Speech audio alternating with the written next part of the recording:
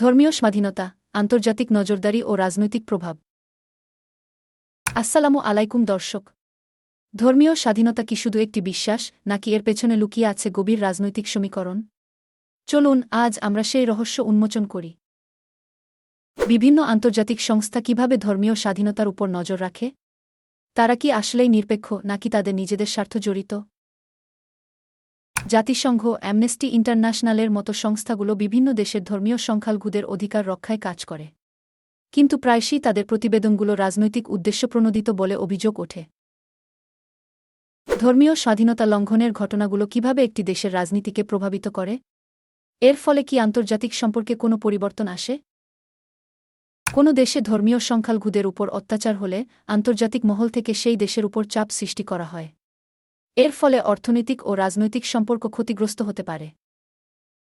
ধর্মীয় স্বাধীনতা রক্ষা করা জরুরি, তবে এর আন্তর্জাতিক পর্যবেক্ষণ ও রাজনৈতিক ব্যবহার সম্পর্কে সচেতন থাকা দরকার। আমরা মনে করি প্রতিটি দেশের উচিত নিজ নিজ নাগরিকদের ধর্মীয় অধিকার নিশ্চিত করা। একই সাথে আন্তর্জাতিক সংস্থাগুলোর উচিত নিরপেক্ষভাবে কাজ করা। ধর্মীয় স্বাধীনতা নিয়ে আরও বিস্তারিত জানতে আমাদের চ্যানেলটি সাবস্ক্রাইব করুন এবং নোটিফিকেশন বেলটি অন করে রাখুন। আপনার মতামত কমেন্ট সেকশনে জানান। ধন্যবাদ।